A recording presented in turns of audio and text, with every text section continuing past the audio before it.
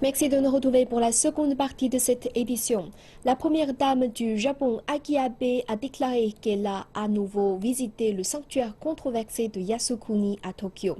Celui-ci honore les millions de Japonais morts pendant la guerre, dont plusieurs militaires de haut rang et des politiciens reconnus coupables de crimes de guerre à l'issue de la Seconde Guerre mondiale.